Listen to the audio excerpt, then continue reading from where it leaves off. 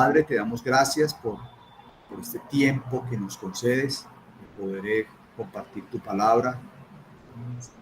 Oramos, Señor, para que lo que estamos aprendiendo sea de mucha ayuda para nosotros. Por favor, Señor, edifícanos, exhórtanos, consuélanos, Señor, que tu palabra traiga vida a nuestra vida, Señor, la vida tuya.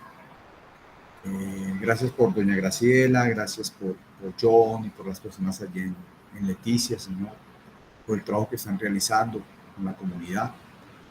Que el Señor sea prosperando todas estas acciones. Bendice este tiempo, Señor, en el nombre de Cristo Jesús. Amén. Bueno, quiero preguntar, a ver, miramos acá un momentico. Me comentan, por favor, si están viendo la pantalla. ¿Sí la están viendo o no?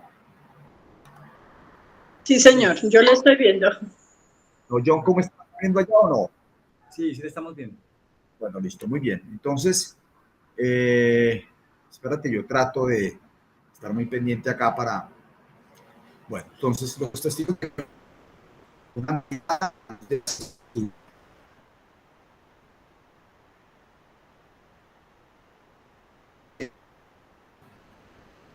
fue la fundación de la secta Los Testigos de Jehová. Fue fundada en el año 1879 en Pittsburgh, Pensilvania, Estados Unidos, por el señor Charles Taze Russell, y después la obra fue continuada por el juez, aunque algunos expertos históricos dicen de que realmente no ejerció como juez, el señor Rutherford, Joseph Rutherford. Bueno, muy bien. Entonces es como más o menos como una especie de acercamiento a los fundadores de esta secta. Era un hecho muy interesante y es un evento que ocurrió. Si ustedes observan, los Testigos de Jehová fueron fundados en 1879, pero en el año 1881 el señor Russell fue llevado a juicio. Eso está registrado en un libro del reverendo J.J. Rox, en el que cuenta lo que el juez le pidió a él. Como ustedes saben, los Testigos de Jehová tienen su propia traducción de las Escrituras, le llaman la traducción del Nuevo Mundo. Según ellos, se basa en los documentos griegos de dos eruditos, Westcott y Hort, pero ocurrió muy interesante en 1881. Fue denunciado por fraude, y entonces el juez le preguntó: el señor Russell, ¿conoce griego? Y él dijo: oh, sí. Entonces se le entregó una copia del Nuevo Testamento en griego de Westcott y se le dijo: por favor, lea las letras del alfabeto griego. Y ocurrió un hecho bien interesante: no las pudo leer. Entonces el juez muy bien le preguntó: señor Russell, ¿insiste usted en que conoce el idioma griego?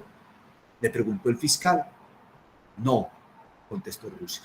Bueno, este hecho, que parece ser muy anecdótico, es un hecho muy importante porque nos permite constatar que como un grupo que supuestamente ha hecho una nueva traducción de las Escrituras en las que presentan verdades de las Escrituras totalmente torcidas, adulteradas, degradadas, en cabeza de su fundador, se le pregunta si sabe griego, se le pasa una... Entonces, efectivamente, el hombre no sabía. Eso es muy importante como anécdota, una base sobre la cual ellos se basan, ¿no? De supuestamente tener las escrituras purificadas, las que realmente contienen la verdad, pero aquí nos estamos dando cuenta de que no es cierto. Aquí cito la fuente porque me parece muy importante que ustedes tengan la fuente de donde se menciona este incidente que tuvo el juez, el señor Russell, en relación con el supuesto conocimiento del griego. Bueno, esta imagen yo pienso que ustedes la ven todos los días. No sé si John, yo me imagino que también en Leticia hay comunidades de los Testigos de Jehová, ¿o no? Sí, aquí también se ven. Bueno, y estamos viendo esta imagen, ¿no? Ellos cambiaron de estrategia. Incluso les voy a contar una cosa que he observado con preocupación. Los mormones también cambiaron de estrategia. No sé si a ustedes les ha tocado ingresar a redes sociales, especialmente a YouTube, y estar viendo algún video cuando aparecen unos jóvenes muy simpáticos. Soy la hermana tal, soy el hermano tal. Y si usted se fija, especialmente en la camisa de los hombres aparece la tablillita esa negra con la que ellos son reconocidos como elder. Y tratan de presentar una imagen muy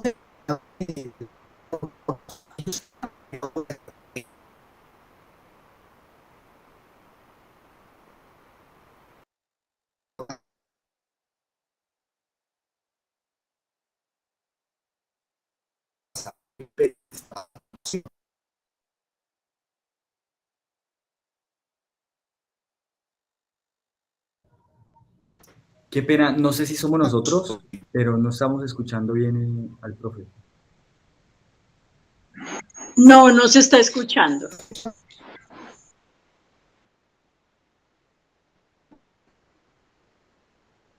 ¿O no? Me confirma si se está escuchando.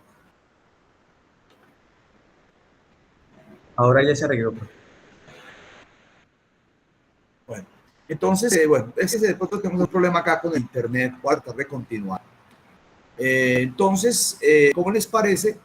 Aquí me acaba de avisar que tengo fallas en el internet. Bueno, este es el símbolo de los testigos de Jehová, el símbolo de su organización. Ellos son conocidos también como la Torre del Vigía, y su famosa revista, ustedes también la conocen, se llama La Atalaya. También ellos acaban de cambiar y actualizar su Biblia. Anteriormente, ustedes recuerdan que era un formato de color verde, ahora es gris y dice traducción del Nuevo Mundo. Bueno, muy bien. Vamos avanzando, pues esto para nosotros es como una imagen en relación con un grupo al que hemos identificado pues plenamente en nuestro país y en nuestras regiones. Bueno, en la clase pasada estuvimos hablando acerca de un versículo muy importante y estuvimos viendo incluso un video, el cual compartí por el interno para que todos se los hicieran llegar, reconociendo que el video es muy... es de un experto, un erudito en griego, y en ese versículo pudimos aclarar un texto que aparece en la Biblia, traducción del Nuevo Mundo. No sé si alguien me puede leer estos dos versículos. Entonces, la pregunta que estamos haciendo es, ¿quién es el Señor Jesús para los testigos de Jehová? ¿Qué piensan ellos del Señor Jesús? ¿Quién me lee, por favor, el primer versículo?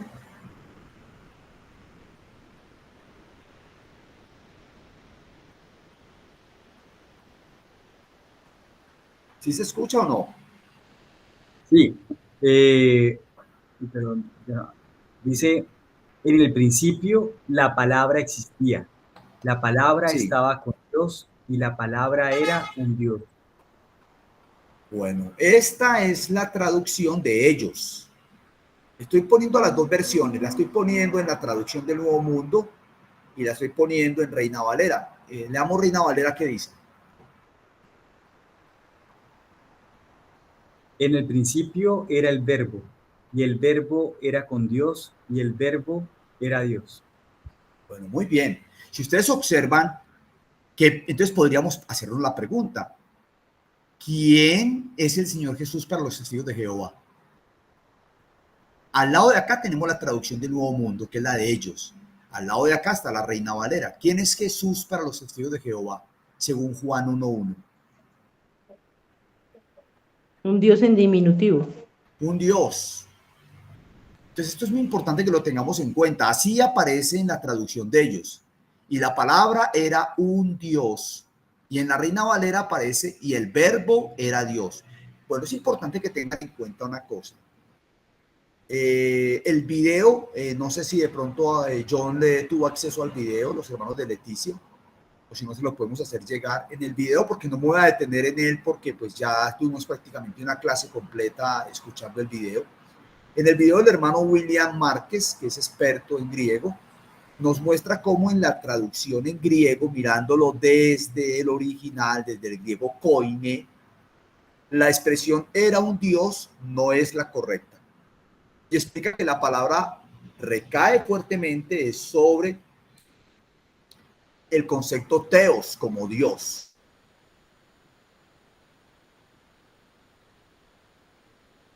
Entonces, que la traducción correcta es la de la Reina Valera y el verbo era Dios, no el verbo era un Dios. Vamos, entonces uno podría pensar, bueno, listo. Entonces, ¿cómo podemos empezar a acercarnos a esta enseñanza y mostrarla a la luz de las Escrituras? Porque hay un hecho muy interesante. Si tú le dices a un testigo de Jehová, vea, es que aquí en la Reina Valera de 1960 dice que el verbo era Dios.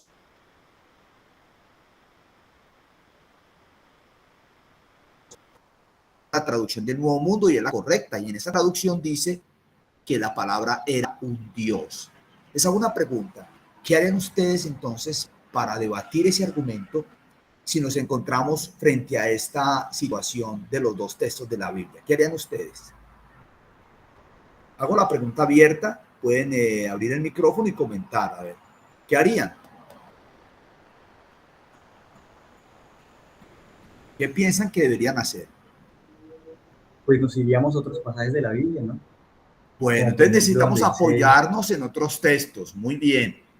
A ver, el problema es que ellos no van a aceptar sino sus escrituras. Ese es un problema tremendo. O sea, que yo debo tener a la mano la escritura de ellos. Pero también es algo muy importante. Yo sé que fue difícil la charla pasada por contenido de griego, pero yo pienso que a las hermanas les quedó muy clara, las que estuvieron, creo que estuvo Maritza, estuvo Nasli también, doña Graciela también, doña Livia creo que también, no sé si Vilma también estuvo en la clase pasada, pero los que alcanzaron a estar la clase pasada, nos dimos cuenta que toda traducción de las escrituras es una interpretación y que es necesario recurrir a los idiomas originales. Somos conscientes, aquí vamos a ser muy objetivos, que no tenemos los originales de la Biblia, tenemos copias de copias. Del Nuevo Testamento tenemos 5,000 copias, más de 5,000 copias.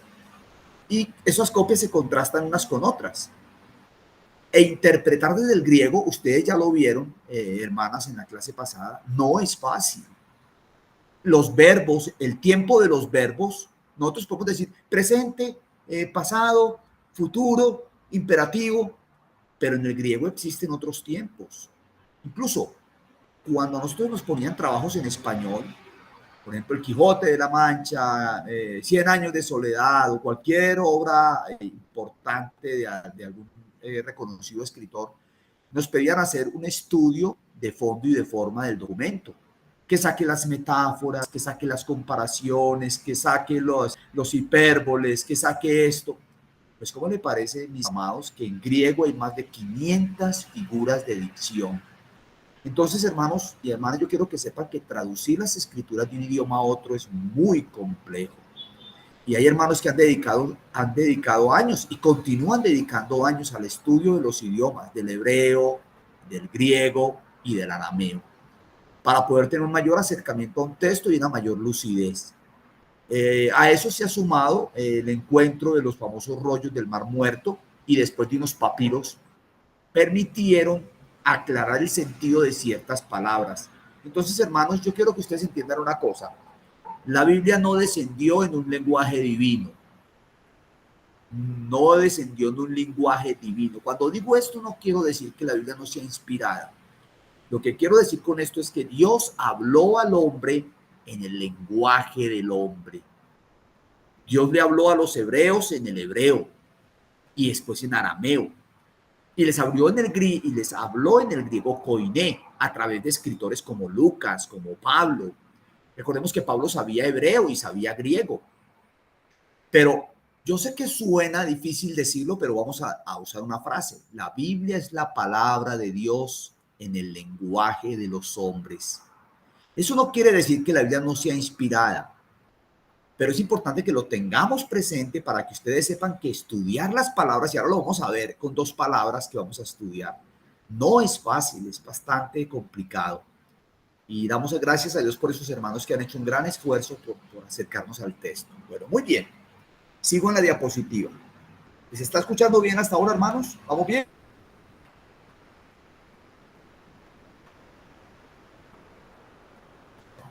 está escuchando bien? Por favor, me confirman. Sí, profe. Bueno, listo. Lo pregunto porque como yo estoy detrás de la diapositiva, entonces no alcanzo a visualizar acá al grupo que está pendiente de la formación para que me avisen. Bueno, continuamos. Entonces, es importante tener presente también que la doctrina equivocada de los testigos de Jehová no es nada nuevo. Se presentó entre los años 256 y 336, nació un personaje muy interesante llamado Arrio. Era un sacerdote cristiano de Alejandría, probablemente se considera que era de origen libio.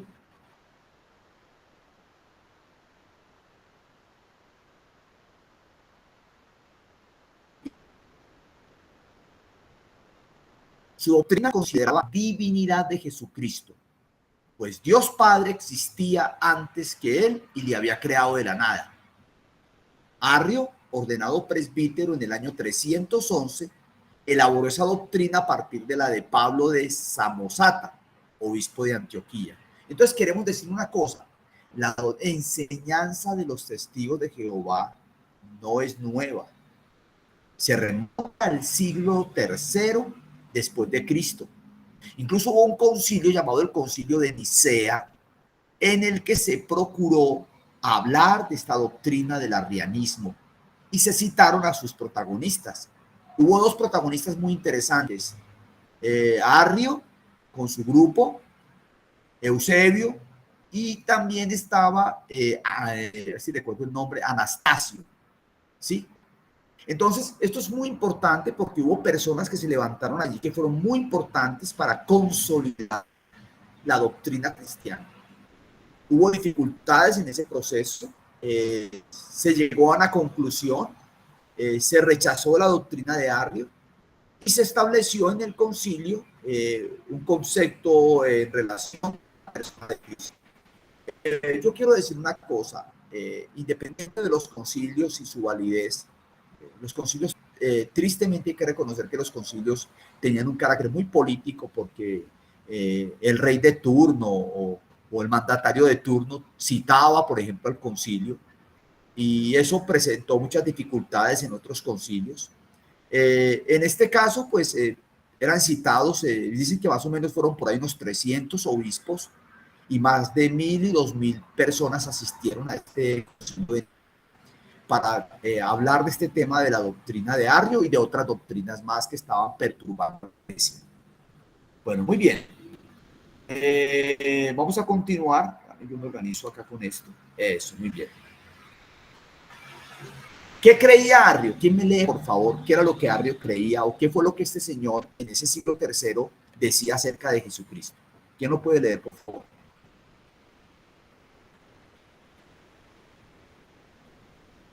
Dice que el Hijo de Dios es el intermediario de la creación. El Hijo es solo una criatura, no es verdaderamente de la misma esencia de Dios.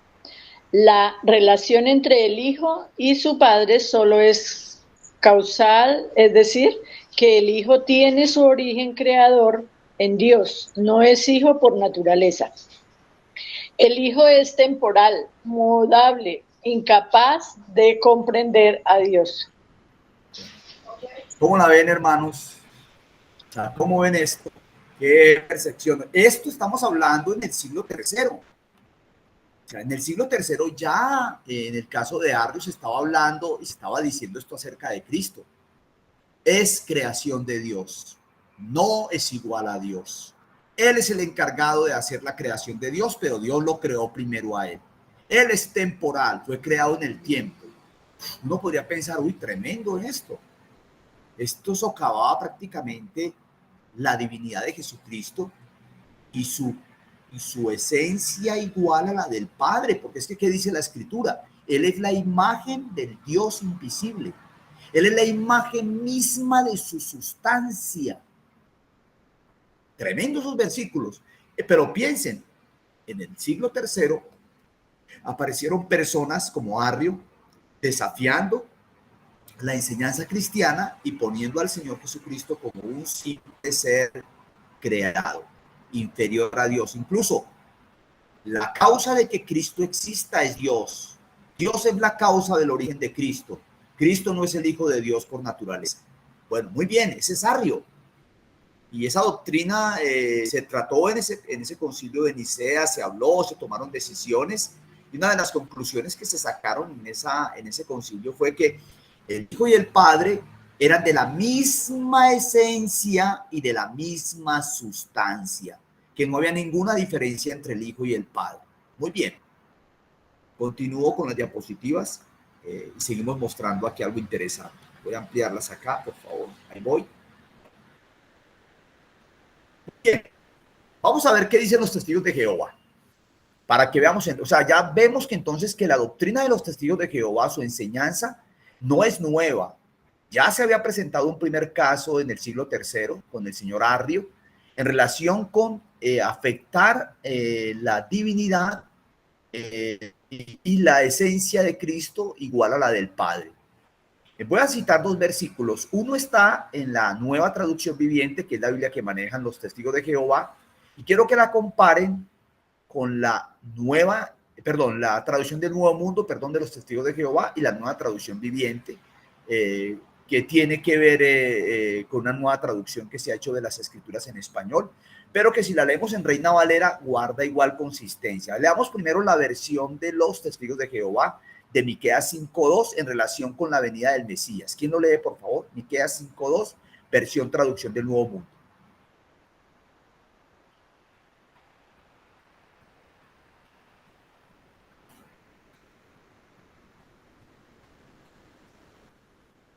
Alguien que lo lea, por favor. Dice, y de ti, Belén Efrata, la que es demasiado pequeña para estar entre los clanes de Judá. De ti saldrá para mí el que será gobernante en Israel.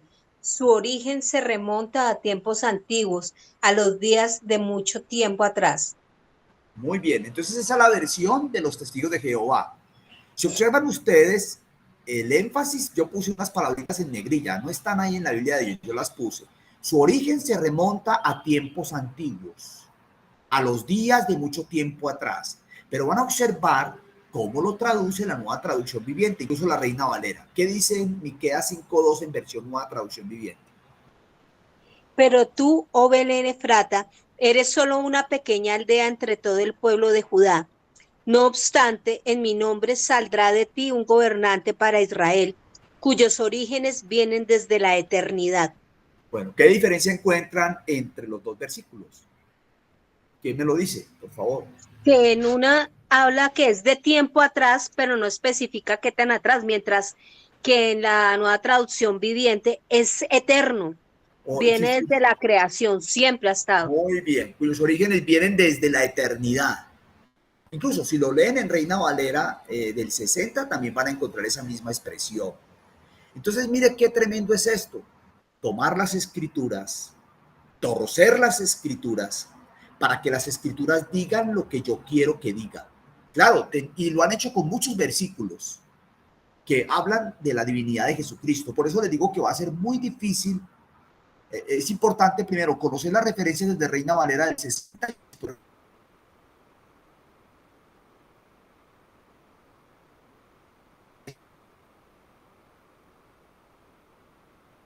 Desviación de las escrituras, adulterar la palabra de Dios. Incluso Pedro hablaba de que los indoctos torcían las escrituras y también los escritos del apóstol Pablo. Creo que en su última carta en segunda de Pedro 3 ha finalizado. Entonces, mis amados, aquí pueden observar pues cómo la manipulación de la Biblia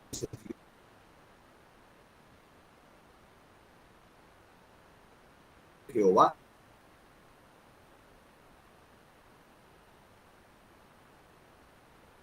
el contexto del tiempo, pero no del contexto de la eternidad, como presenta la Nueva Traducción Viviente y las demás traducciones en español.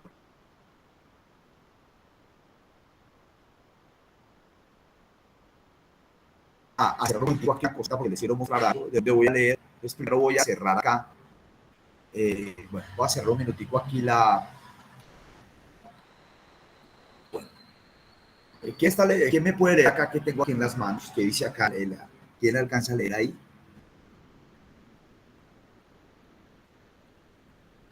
¿Alguien en casa lee desde ahí o no? ¿Qué dice? A ver si lo pongo aquí más cerquita. Dice, ¿qué enseña realmente la Biblia? Bueno, este librito ustedes lo pueden solicitar. Yo les recomiendo que lo soliciten. Lo regalan los testigos de Jehová. Algunos hermanos dicen, hermanos, hay que quemarlo, eso es una herejía. Pero hermanos, hay que leer para poder debatir. Y hay que comparar con las escrituras para detectar dónde está el error, qué énfasis están haciendo ellos. En la página 41 de este librito aparece algo en relación con la persona de Jesucristo. Aquí aparecen más cosas de los testigos de Jehová, pero yo inicialmente me voy a detener solamente en la parte que tiene que ver con la divinidad de Jesucristo y que es igual al Padre, cosa que los testigos de Jehová no aceptan. Entonces retorno otra vez a la diapositiva. Regáleme un momento, por favor, vuelvo y me acomodo. Listo. Bueno. ¿Me confirman si están viendo, por favor?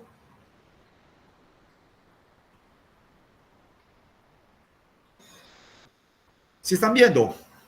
Sí, señor. Bueno, entonces ahora va otra persona, por favor, que nos lea. Esto lo saqué del librito de la página 41. O sea, ¿qué dicen los testigos de Jehová acerca de Jesús? Puse unas palabras en negrilla. Ellos no la tienen así. Yo las puse a propósito con el fin de poder resaltar lo que ellos dicen en ese librito en la página 41. ¿Quién lo lee, por favor?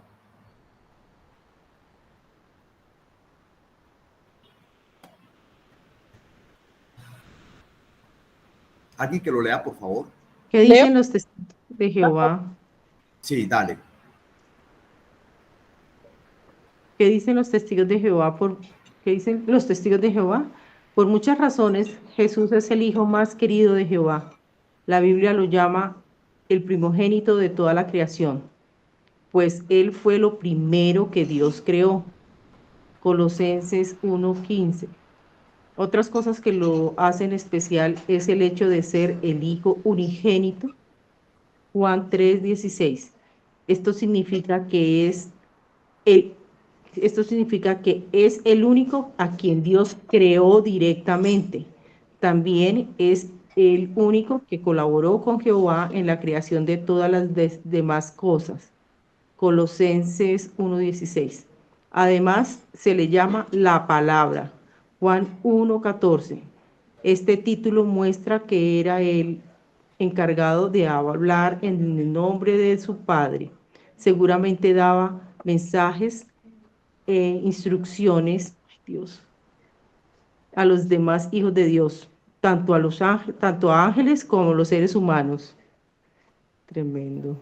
No te preocupes, siga leyendo, no se preocupe, tranquilo. ¿Es el hijo primogénito igual a Dios como algunos creen? Eso no es lo que la Biblia enseña. Como vimos en el párrafo anterior, el hijo fue creado. Por lo tanto, es obvio que tuvo un principio, mientras que Jehová no tiene ni principio ni fin. Salmo 92. El hijo unigénito ni siquiera se le ocurrió tratar de igualarse a su padre. La Biblia enseña claramente que el padre es mayor que el hijo. Juan 14:28. Primera de Corintios 11:3. Solo Jehová es el Dios todopoderoso. Génesis 17:1. Por consiguiente, no tiene igual. Muy bien. Que Entonces, la Biblia, página esa es la 41. fuente, el libreto que estaba leyendo acá. Ya, entonces, miren lo que les voy a decir. Cuando usted se enfrenta a un testigo de Jehová, se enfrenta a una persona que no conoce la Biblia. ¿Qué piensa? Repito la pregunta. Cuando usted se enfrenta a un testigo de Jehová, se enfrenta a una persona que no conoce la Biblia. ¿Qué dicen? Sí, ellos no conocen la Biblia, sino la que le han dado, o sea, la que ha sido tergiversada. Sí, pero mira todos los versículos que citan. Entonces, una persona que no tenga conocimiento de las Escrituras, fácilmente si le citan estos versículos va a decir, ay, mira que sí, ellos tienen razón.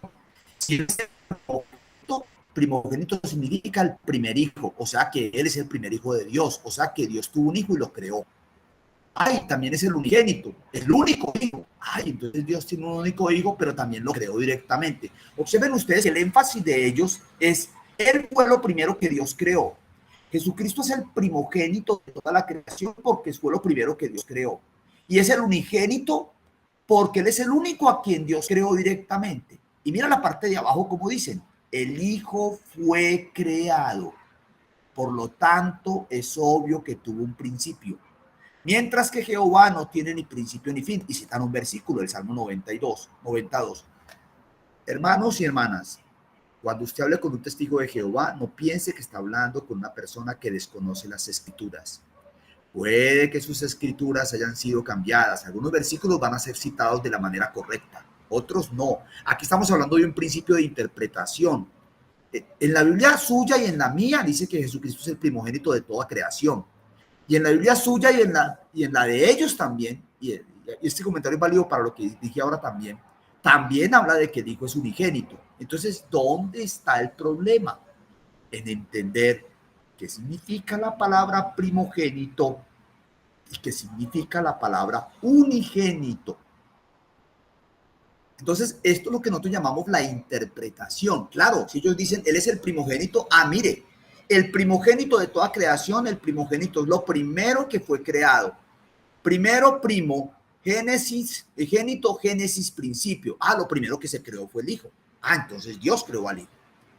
Y el unigénito, también, el único hijo que él creó. Ese porque Dios no tiene sino un solo hijo, que es su hijo. También él lo creó. Suena aparentemente muy coherente. Entonces, ¿qué tengo que conocer yo? Ahí es donde les digo, hermanos, que el idioma griego es fundamental. ¿Qué significa la palabra primogénito y qué significa la palabra unigénito? Allí es donde está la clave para entender y dar la respuesta. Ellos no saben griego. Ya lo vimos como Russell en un juzgado no sabía ni leer el alfabeto griego, pero pretendió traer una nueva traducción de las escrituras. Ellos pueden conocer algunas palabras en griego, pero si usted los presiona, se va a dar cuenta que no se saben sino algunas palabritas nomás. Esto es importante para nosotros, que es un primogénito y que es un unigénito, según las escrituras. Para eso, vamos a leer un versículo. ¿Qué significa que Jesús es el unigénito de Dios? Vamos a detenernos primero sobre la palabra unigénito. Único hijo, unigénito de Dios. A Dios nadie le dio jamás el unigénito hijo que está en el seno del Padre. Él le ha dado a conocer. Este versículo nosotros lo conocemos y la Biblia de la traducción del Nuevo Mundo también lo tiene así. Juan 1:18. Incluso, permítame, yo voy a hacer algo acá. Espera un minutico.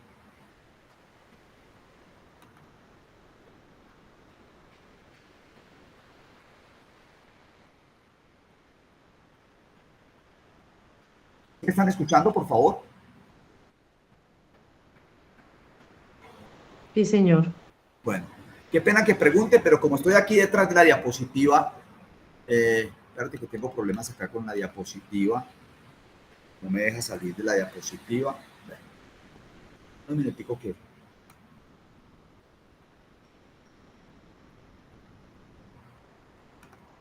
Listo, ahora sí. Bueno, están observando la página que les estoy mostrando. ¿La están viendo ahí? No, señor. ¿No? No, señor. Espérate, hago una cosa acá. Ya sé qué voy a hacer. Yo creo que voy a presentar acá una pestaña. Ya voy para allá. Espérate, la busco acá. Ahora sí la vamos a ver. Ahora sí. No se preocupen. ¿Ahora sí la están viendo o no? Sí, señor. Sí. La droguería. Esta es. ¿Ya listo? ¿Ya lo cerraron? La siguiente cuadra. John, tienes abierto el micrófono. Espérate que John cierre el micrófono, por favor. Ya, listo. Pero entonces, pónganle cuidado. Si ustedes observan, esto que encontramos acá es la Biblia en línea de los testigos de Jehová. Entonces, yo puedo buscar acá, por ejemplo, textos, ¿cierto? Entonces voy a tratar de buscar, por ejemplo, voy a buscar Juan 1:18, ¿sí? Entonces voy a buscarlo acá. Estoy retrocediendo. Ahí están viendo el libro de Miqueas. Mira, aquí está. Pues vamos a buscar a Juan 1:18. Esta es la Biblia de ellos, ¿no? Nuevo Testamento, aquí está Juan. Voy a abrir Juan. Y voy a mirar el versículo 18 de Juan capítulo 1. Aquí está el versículo 18. ¿Quién me lo lee, por favor? Ahí va a estar para que lo puedan leer. Espera que aparece. Juan, creo que aquí en este lado de acá está. El verso 18. Aquí va a aparecer. Listo.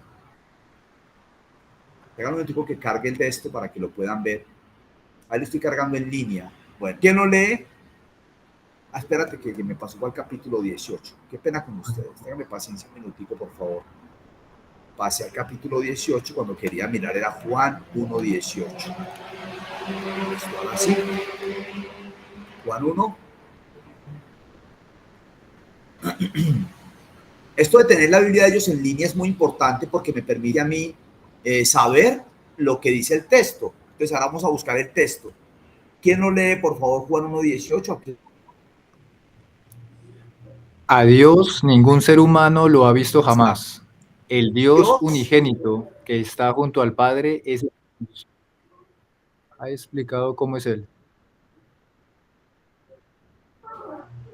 Una frase. ¿Dónde está la adulteración del texto? ¿Dónde aparece? En este caso. El Dios unigénito.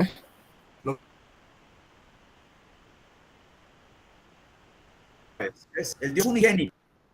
Porque esa palabra unigénito es muy interesante. Ahora vamos a ver desde, la voy a cerrar acá y la voy a mirar desde la diapositiva. Ya los minutos vuelvo y cierro, dejo de presentar y me ingreso por el lado de la diapositiva, toda la pantalla. Esta traducción es nueva, no había notado que también ya estaban cambiando el versículo en la parte de el Dios unigénito. Bueno, entonces ahora sí ya estamos acá en la diapositiva. Vamos a revisar acá vamos a abrir la diapositiva completa y vamos a ponerle cuidado a este texto. Acá está. El unigénito. Vamos a ver lo que dice una persona erudita en el tema. ¿Qué es un erudito? Un erudito es un hermano que conoce los idiomas originales y puede traducir la palabra de manera correcta. Si usted lee la palabra unigénito, usted podría decir, vea, Dios tiene un hijo. Es un unigénito. Pero esa palabra en griego, ¿qué significa? Entonces vamos a mirarla. Yo la voy a leer porque la letra está muy pequeñita. Dice, el erudito Michael Heiser afirma, unigénito es una traducción que desafortunadamente crea confusión, especialmente a los oídos modernos. No solo la traducción unigénito parece contradecir las nítidas declaraciones veterotestamentarias acerca de la existencia de otros hijos de Dios, sino que implica que hubo un tiempo en que el hijo no existía, es decir, que tuvo un principio. La palabra griega traducida así es monógenes. No significa unigénito en el sentido de haber sido dado a luz. La confusión proviene de una antigua comprensión errónea de la raíz del término griego. Durante muchos años se pensó que monógenes derivaba de dos palabras griegas, monos, único, y genao, engendrar o concebir.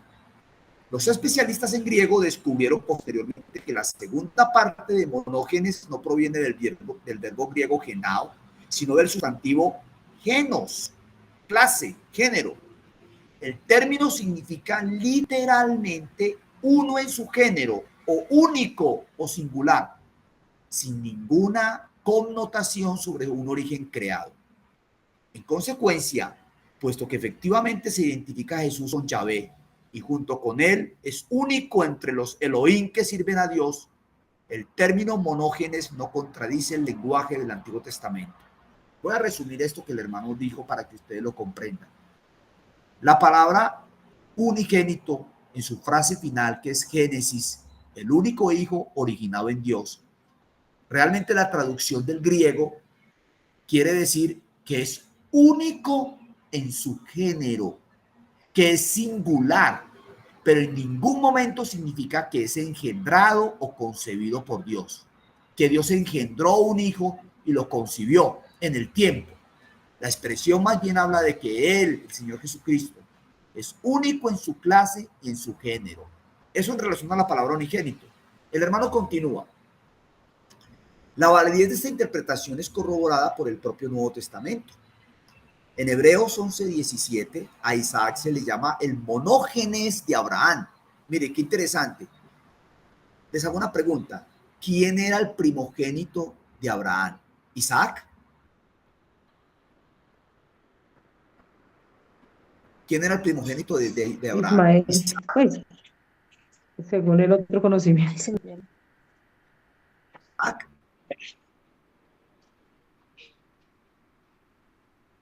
¿Sí? Isaac no era el primogénito, pero el hebreo lo llama el primogénito porque es la singularidad de Isaac que caen las promesas del Señor. Si conoce el Antiguo Testamento, alguien tiene el micrófono abierto, por favor, sabrá que Isaac no era el unigénito hijo de Abraham. Con anterioridad, Abraham había tenido a Ismael. El término debe significar necesariamente que Isaac fue el hijo singular de Abraham, ya que fue el hijo de la promesa del pacto. La línea genealógica de Isaac sería aquella a través de la cual vendría el Mesías, o sea, el Cristo. De la misma manera que Yahvé es un Elohim y ningún otro Elohim es Yahvé, también Jesús es el Hijo único y ninguno otro de los hijos de Dios es como él. Entonces, hermanos, conclusión. La palabra unigénito no significa en el griego que Jesús haya sido engendrado por Dios. La palabra en el griego lo que significa es que Jesús es singular, único en su clase. Es el Hijo singular de Dios. Pero no quiere decir nada.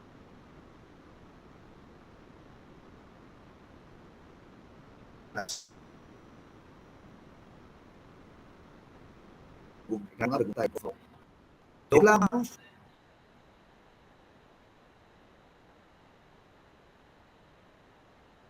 ¿Alguien tiene alguna duda? Por favor, confirma. Marisa, Sí, ¿Quedó señor. claro? Yani, Sí, señor. ¿quedó claro? Bueno, entonces, la palabra no significa que fue engendrado o creado. La palabra significa que Jesús es singular, es único. Y el ejemplo de Abraham es muy interesante porque eso es cierto. Isaac no era el primogénito de Abraham. El primogénito era Ismael, pero la promesa de Dios venía a través de Abraham. En ese sentido, Isaac era singular, era unigénito. Es en el mismo sentido que tenemos que aplicársela al Señor. Bueno, vámonos al segundo término. El segundo término. Bueno, el segundo término es primogénito. Va a ocurrir lo mismo. Vamos a leerlo despacio, lo voy a poner acá. ¿Por qué tengo que citar a personas eruditas, hermanos? Por una razón muy sencilla. Porque estamos hablando de hermanos que conocen el hebreo, que conocen el griego. Y es a ellos a quien tengo que apelar para poder entender bien la palabra unigénito y la que sigue, primogénito.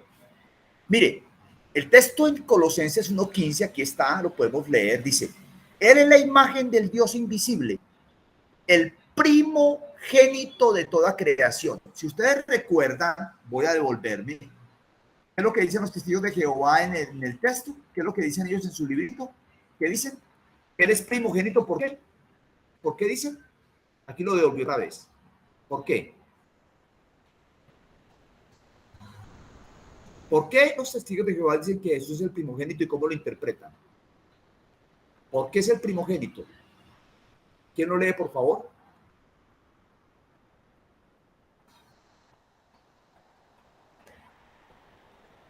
Por muchas razones, Jesús es... Mira, aquí tengo la diapositiva. Dice que el Hijo fue creado, por lo tanto es obvio que tuvo un principio, mientras que Jehová no tiene principio ni fin.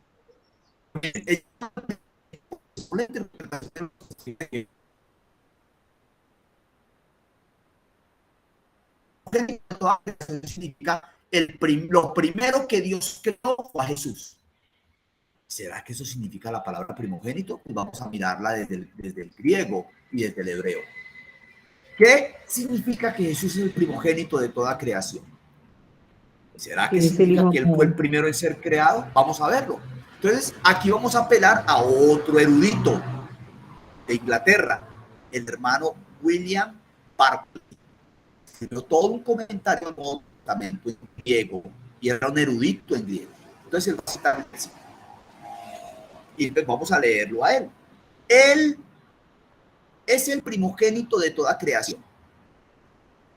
Debemos procurar, dice Barclay, darle el verdadero sentido a esta frase.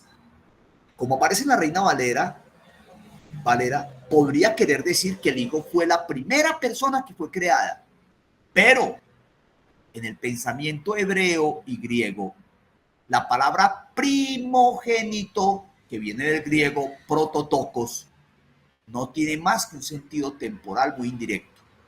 Hay que notar dos cosas. Primogénito es muy corrientemente un título de honor. Israel, por ejemplo, como nación, es el primogénito hijo de Dios. Éxodo 4:22. Lo que quiere decir es que la nación de Israel es el hijo de Dios más favorecido, porque había muchas naciones. La primera nación que Dios constituyó no fue la nación de Israel. Israel surge después, él la escoge entre las naciones. Segundo, debemos notar que primogénito es un título del Mesías. En el Salmo 89:27, según lo interpretan los mismos judíos, la promesa en relación con el Mesías es: yo también le pondré por primogénito, el más excelso de los reyes de la tierra. Está claro que primogénito no se usa en un sentido temporal, o sea, de tiempo, de que fue creado en el espacio y el tiempo, sino de honor especial. Volvemos a lo mismo de unigénito. Así es que cuando Pablo dice que el Hijo es el primogénito de toda creación, quiere decir que el mayor honor que se encuentra en la creación le pertenece a Jesús. Si queremos mantener el sentido temporal y el de honor combinado, introduciremos la frase: él fue engendrado antes de toda creación. Entonces, mis amados, si observan, tanto unigénito como primogénito no indican temporalidad, indican que Jesús no fue creado, indican que él es singular, que él es único en su género, que la mayor honra y honor es para él. Entonces, qué interesante citar a estos dos eruditos para poder comprender que la palabra unigénito y primogénito está mal interpretada por parte de los testigos de Jehová. Vamos a continuar. Ya casi voy a terminar. Surge otra pregunta. ¿Está Jesús subordinado al Padre? ¿Es inferior a Dios? Entonces, hay un versículo y que está, por favor, vamos a leer, los testigos de Jehová lo citan. Juan 14:28. ¿Quién lee, por favor, Juan 14:28? Y otro que lea 1 Corintios 11:3, por favor. Juan 14:28.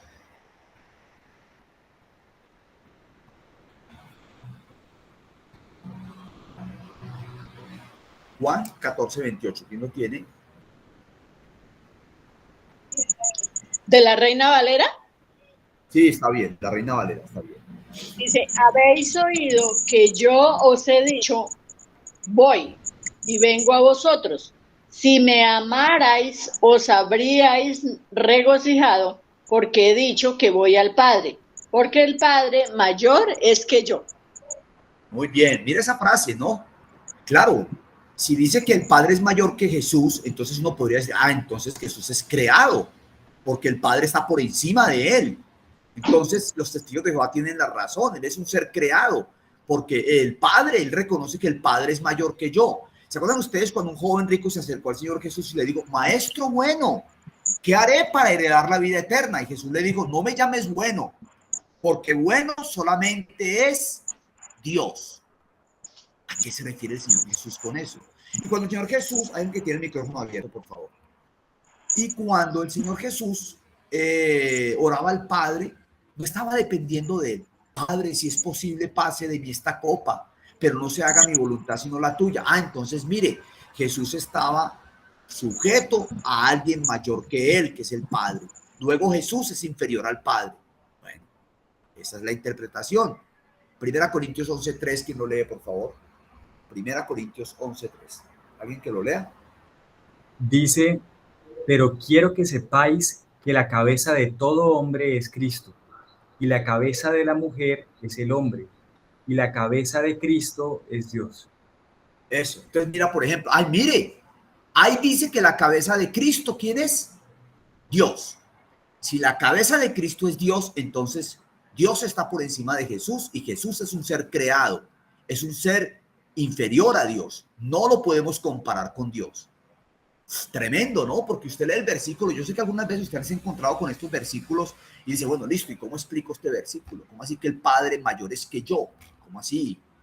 ¿Cómo va a ser el Padre mayor que el Hijo si el Hijo y el Padre son iguales?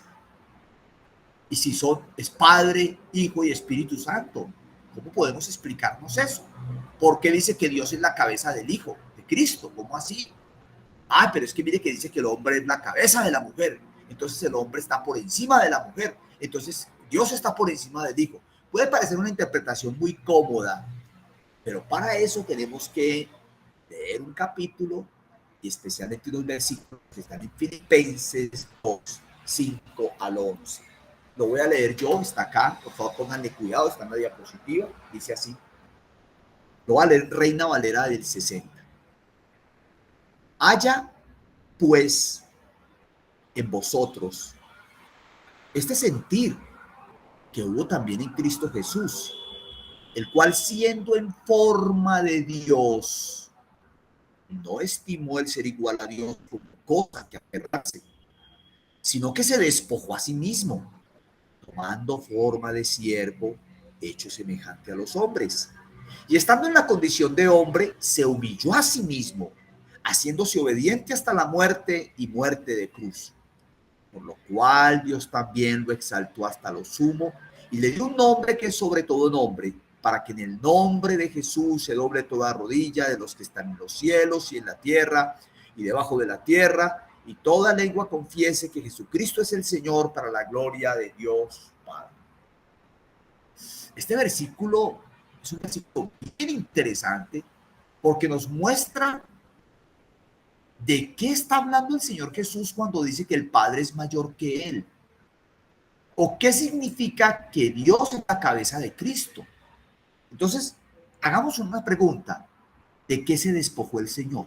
Porque aquí el texto dice, no estimó al ser igual a Dios como a cosa que aferrarse, sino que se despojó a sí mismo. Siendo en forma de Dios, se despoja a sí mismo y toma forma de siervo y se hace semejante a los seres humanos. Tremendo, ¿no? Y estando en la condición de hombre, se humilla a sí mismo y se hace obediente hasta la muerte y muerte de cruz. Entonces, mis amados, ¿de qué se despojó Jesús? Entonces, lo puse aquí como pregunta. Aquí los pueden leer. Si ustedes observan, ¿de qué se despojó él? De la divinidad, o sea, de que él era también Dios y no igual él se ofreció para hacer el sacrificio. Entonces pregunta, ¿dejó de ser Dios? Si la hermana dice que se despojó de la divinidad. No dejó de ser Dios, pero sí para poder asumir la forma para poder hacer la forma de lo que venía a hacer en la tierra, él dependía del Espíritu Santo para que lo ayudara. Bueno, pero tenía Jesús capacidades para sanar y para conocer los pensamientos de los hombres y para detener el viento y las olas y para sanar. ¿Era solamente humano? No, él tenía las capacidades. Entonces, conclusión, renunció Jesús a su divinidad cuando se hizo hombre. Dejó de ser Dios para convertirse en ser humano. No. ¿En qué fue exactamente lo quiero que... Mire, hermano, lo importante que es interpretar bien el texto. El texto dice que era en forma de Dios, pero el texto no dice, renunció a ser igual a Dios. Dice, no estimó el ser igual a Dios como algo a que aferrarse. O sea, los que qué pena, yo soy Dios, entonces voy a actuar como Dios aquí en la tierra. El texto no dice que renunció a su divinidad. El texto dice que no estimó el ser igual a Dios. Esto va aclarando los conceptos. Paso a la pregunta. ¿Renunció Jesús a sus atributos divinos? ¿Dejó de ser divino? Digo, bueno, Padre, no. Voy a entrar a la tierra, entonces voy a dejar los atributos divinos aquí en el cielo y voy a entrar solamente como hombre. ¿Qué piensan, hermanos? Los quiero escuchar. No, fue 100% hombre, pero 100% divino. Exacto, ahí estamos ya aclarando. ¿Dejó de ser Es- Dios? No, simplemente se limitó, se autolimitó, o sea, no Bueno, utilizó todo el poder que puede utilizar en algún momento, ¿no? bueno, listo, ahí estamos captando el concepto. ¿Se convirtió en un Dios menor? No, ¿Intercambió deidad por humanidad? Dijo, Señor, vean, tú vas a dejar mi deidad acá en el cielo y me voy para la tierra como hombre. ¿Qué dicen? ¿Cambió deidad por humanidad? Se pueden equivocar. No se preocupe, estamos aprendiendo. Porque se van a encontrar con un testigo de Jehová que se los va a tragar vivos. Y les va a decir que este versículo dice que Jesús renunció a su divinidad. Luego no era divino, era inferior a Dios. Pero el texto no está diciendo eso. Está diciendo que Él es en forma de Dios, pero que no estimó el ser igual a Dios. No dice, entonces renunció a ser divino. No renunció a ser divino. Y hay algo muy interesante, me gustó lo que un hermano dice. La gente casi siempre piensa en lo que renunció, pero no piensa en lo que asumió. ¿Qué fue lo que Jesús asumió? Siendo Dios,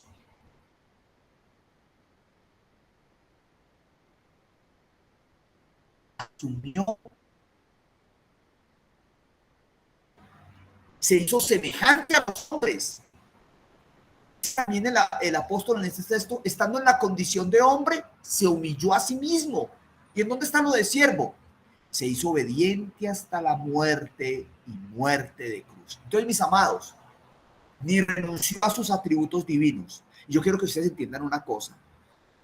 Jesús veía a los seres humanos como ninguno de nosotros los podía ver.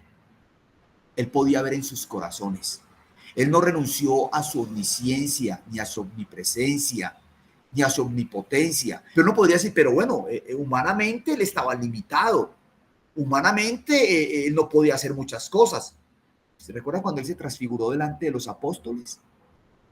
Ahí en el monte de la transfiguración, y que aparecieron al lado de él Moisés y Elías conversando con él.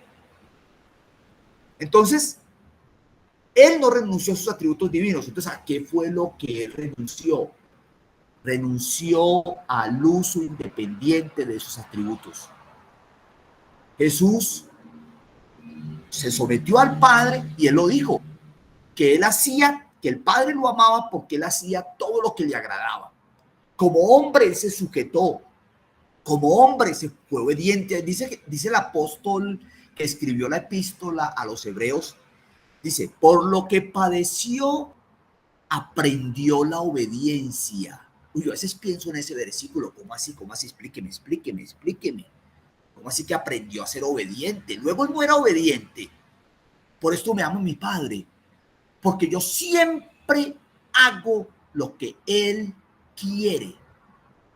Pero hermanos, en su condición de hombre, sufrió y aprendió a obedecer. Vamos a ver el ejemplo. Padre,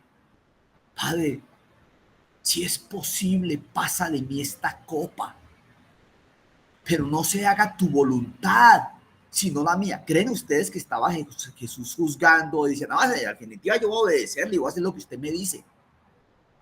¿En qué estaba pensando Jesús cuando estaba en Getsemaní? ¿Estaba la sombra de la cruz encima de él? ¿No sabía él que en la cruz Dios lo iba a desamparar para ampararnos a nosotros? ¿Por qué clamó con ese grito tan impresionante? Eloí, Eloí, lama sabactani. Dios mío, ¿por qué me has desamparado? ¿Por qué estás tan lejos de mi salvación y de las palabras de mi clamor? Dios mío, clamo de día y no respondes, y de noche y no hay para mí reposo. Esa expresión del Salmo de David refleja eso que había en el corazón del Señor. Renunció al uso independiente de sus atributos divinos. Sometió sus dones, sus atributos a la obediencia al Padre, a lo que el Padre le dijo, a lo que el Padre le decía. Él hizo los milagros que el Padre había planeado para él. Él hacía la obra que el Padre, él lo dijo en varias ocasiones.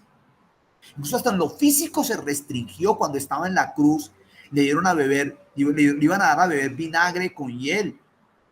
Y él no lo bebió. Y ustedes saben por qué no lo bebió. A veces uno no lee el texto, pero no lo entiende. Porque eso era una especie de anestésico para que no experimentara tanto dolor. La copa que el Padre me ha dado, no la he de tomar. Él no tomó de ese vinagre. Y no tomó porque él padeció, obediente hasta la muerte y muerte de cruz. O sea, andaba en ese despojamiento de aceptar la naturaleza de siervo como parte de la humanidad.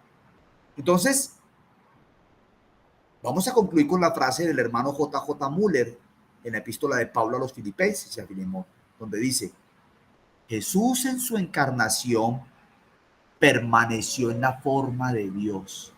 O sea, Jesús no vino a ser hijo de Dios porque nació de María. Jesús es el Hijo eterno de Dios. Por eso Isaías dice: porque un niño nos es nacido, el que nació de María. Un hijo nos es dado, el Hijo del Padre. El unigénito Hijo que está en el seno del Padre. Qué interesante el texto de Isaías. Un niño nos es nacido. Nació en Belén, un niño. Emanuel, Dios con nosotros. Pero ese niño no solamente era un niño, era el Hijo de Dios, el que sustenta todas las cosas con la palabra de su poder. Entonces, hermanos, qué importante esto, ¿no? Entonces vamos a decirlo. Jesús no renunció a su divinidad. Jesús asumió la naturaleza de siervo como parte de su humanidad. Lo que él renunció fue actuar independientemente de Dios. Hizo lo que el Padre le dijo que hiciera. Incluso, ¿podía Jesús enfrentar al enemigo cuando lo tentó? No podía usar su poder. Acuérdense ustedes cuando estaban ante Pilatos. ¿Se acuerdan que Pilato le dijo: yo tengo poder para apresarte, yo tengo poder para hacer contigo lo que me dé la gana? ¿Y qué le dijo Jesús? ¿No sabes tú que yo puedo orar a mi Padre y me puede enviar cuántas legiones de ángeles? ¿Cuántas? ¿Recuerdan el versículo? ¿Cuántas legiones? 12 legiones. O sea que perdió su divinidad. Jesús podía hacer peticiones para su propio provecho, pero no las hizo. Se sujetó al Padre, se hizo obediente hasta la muerte, y por esa razón dice que Dios lo exaltó hasta lo sumo y le dio un nombre que es sobre todo nombre. Bueno, mis amados, no sé, preguntas hasta ahí, inquietudes, dejamos de presentar. ¿Qué aprendieron hoy? ¿Qué aprendieron?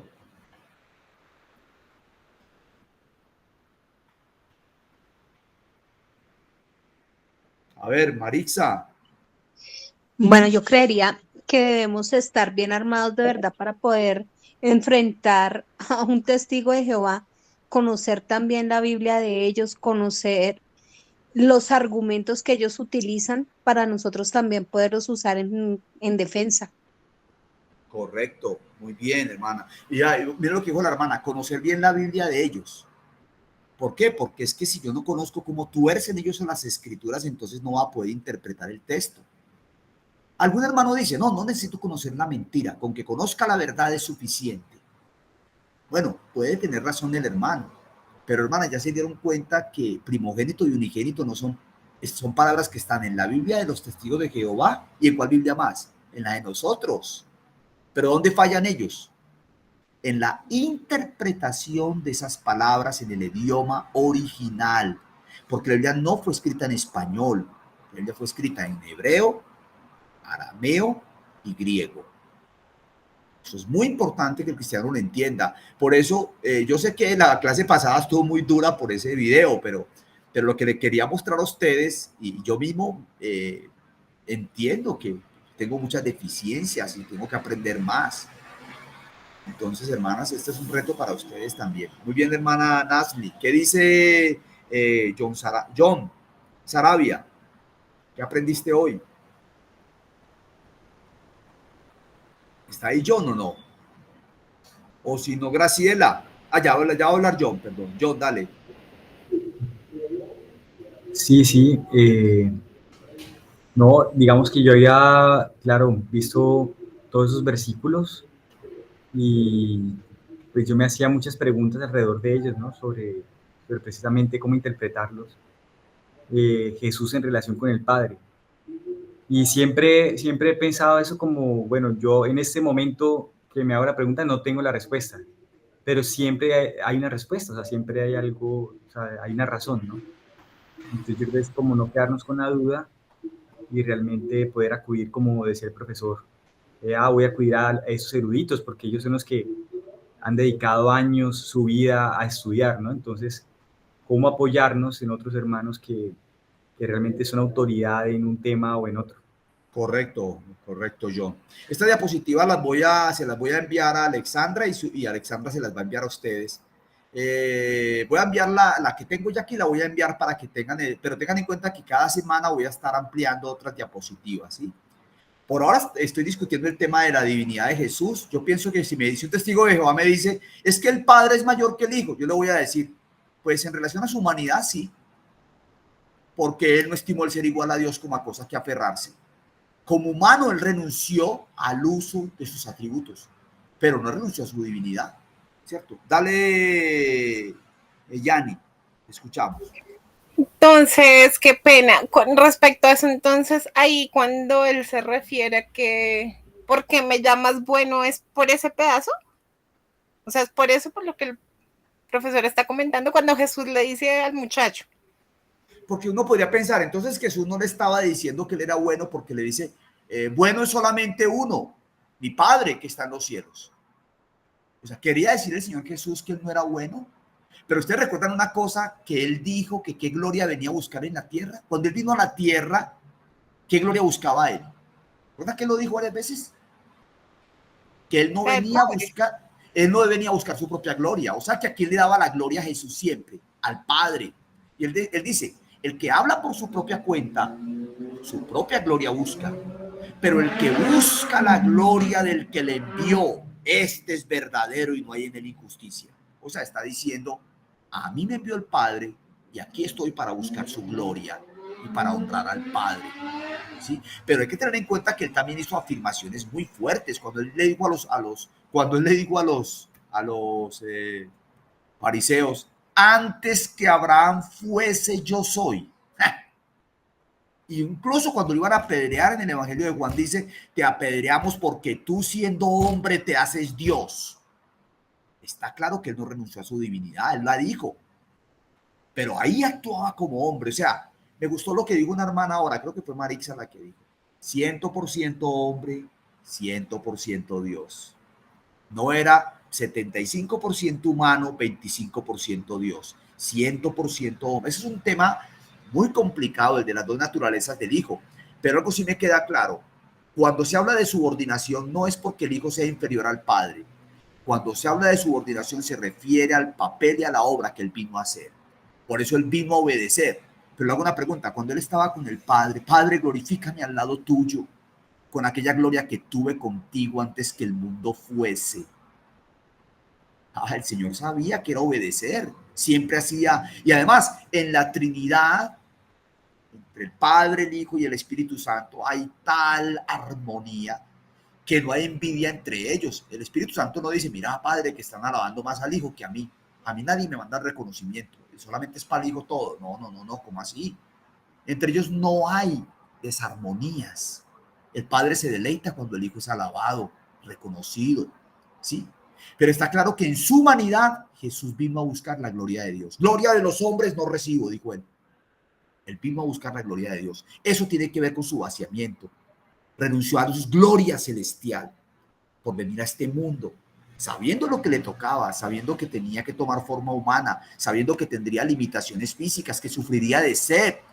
Y mire, el diablo se lo digo, si eres hijo de Dios, si ustedes observan la tentación de Jesús en Mateo capítulo 4, Observen que la intención del diablo es sacarlo de su humanidad y llevarlo a la divinidad. Si eres hijo de Dios, haz que estas piedras se conviertan en pan. O sea, haga un milagro. Ahí, hágale, pues hágale. No solo de pan vivirá el hombre. Escrito está, no solo de pan vivirá el hombre, sino de toda palabra que sale de la boca de Dios. Si eres hijo de Dios, tírate de acá, del pináculo del templo, y te van a recibir y te van a ver, y los ángeles te van a sostener. Vuelve y le dice, escrito está. Y cuando le dice, todo esto te voy a dar, las riquezas del mundo. ¿Sí ven? Las tentaciones que el Señor Jesús recibió de parte del enemigo era conducirlo de su humanidad a su divinidad. Si eres hijo de Dios, mire que no le dijo si eres hombre, porque él sabía que era un hombre. Jesús fue a enfrentar al enemigo como Jesús. No lo enfrentó en su divinidad. ¿Podía Jesús derrotar al enemigo en su divinidad? Claro que sí, lo podía derrotar. Pero él sabía el reto que había y venció al enemigo en un desierto, mientras que nosotros perdimos el huerto en un paraíso. El paraíso se perdió en un huerto. Estábamos en un huerto. Adán y Eva, nuestros representantes, estaban ahí. ¿Sí? Entonces, hermanos, esto es muy importante. En la medida que yo les sume textos bíblicos a la palabra de Dios en mi mente, Dios, el Espíritu Santo los va a traer. Hay hermanos que dicen, hermano, pues que yo no soy capaz de hacer. Hermano, si la palabra de Dios no está en tu corazón, ¿qué va a traer el Espíritu Santo a tu mente? En mi corazón he guardado tus dichos para no pecar contra ti. Si yo almaceno la palabra de Dios en mi mente, voy a poder usarla. Y por eso el Espíritu Santo usa mi mente y trae recursos de versículos que yo tengo guardados en mi corazón desde hace mucho tiempo. Entonces, qué importante, hermanos, lo digo para la gloria de Dios, que dispongamos mucho tiempo leyendo las Escrituras. Si no conocemos nuestras propias Escrituras, imagínate tratar de pelear con esas fieras como son los testigos de Jehová. Bueno, ¿qué más? Livia tiene que decir algo. Livia, de pronto, Nasli. Yo quería decir una cosita, hermano. Ay. Sí, dale. Entonces, dale primero a Alejandra, perdón, primero Livia y después a Alexandra. Dale, Livia. Sí, lo que usted acaba de decir, si nosotros tenemos que enamorarnos, tenemos que, como dice, comer palabra, porque si no la conocemos, ante ellos, ellos nos vuelven nada. Eso es muy importante. Es muy importante el conocimiento de la palabra de Dios día a día, y que el Espíritu Santo sea revelándonos cada día. Bueno, dale, Alexandra, bien pueda.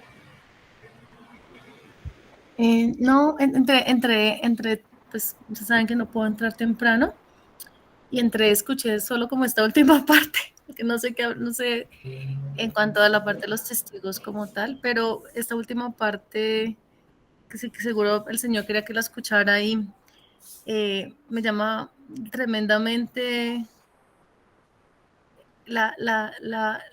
o sea, es muy hermoso la comunión entre el Padre y el Hijo. O sea, me impacta mucho lo que el hermano está compartiendo estos últimos minutos. Como les digo, sin haber escuchado el resto, creo que solo esta última parte de esa relación tan tremenda que se vuelve ejemplo para nosotros. Como que se me vino a la mente Juan 17, donde dice que ellos sean como tú en mí, yo en ti.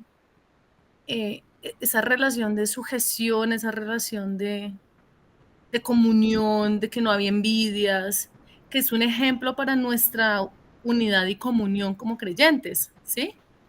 Sé que no tiene como que ver con el tema que de pronto los hermanos se está tratando, pero me llama, o sea, nosotros como que no profundizamos en esa relación entre ellos, que debe ser, sí, esa imagen de lo que nosotros debemos, en lo que debemos crecer y construirnos como hermanos, ¿sí? Viéndolos a ellos como ejemplo, muy, muy tremendo, o sea, muy, muy impactante me pareció. Amén. Pues, hermano. Pues no sé quién más tiene algo para comentar, si no, entonces cerramos. Entonces, mis amados, ahí vamos con el tema. Voy a dejar cerrado ahí el tema de la divinidad de Cristo. Yo creo que los que están viendo Cristología, que creo que parte del grupo también está viendo Cristología, es importante que en esa parte de Cristología reforcemos mucho la parte de la divinidad de Jesús, porque hay muchos versículos que lo dicen. Cuando Tomás se acerca a Jesús y le dice, Señor mío y Dios mío, ¿sí? Entonces hay que entender cómo así que Tomás le dice, Señor mío y Dios mío. Está llamando Dios.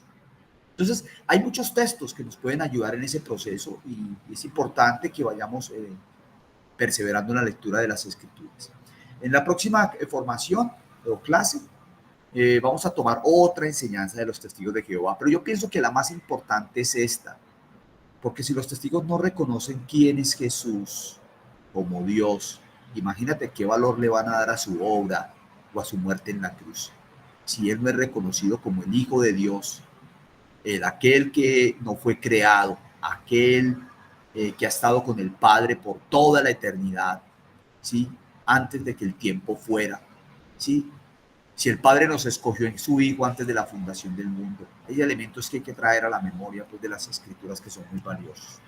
Entonces, esto queda grabado. Yo voy a enviarle las diapositivas a Alexandra y que Alexandra las voy a mandar por pedacitos. Les voy a mandar las de hoy porque creo que es importante que las tengan ya y de pronto las vayan reflexionando en la semana y en 15 días me dicen, profe, tengo una inquietud acá o no entendí bien lo del unigénito, lo del primogénito, porque no me explica aquí que me quedé como varado en este texto. Pues vamos a darle gracias al Señor. Padre, te damos gracias por tu Hijo, nuestro Señor Jesucristo, verdadero hombre, verdadero Dios, aquel que es tu imagen, la viva imagen tuya, que no es una copia. Nosotros somos copias.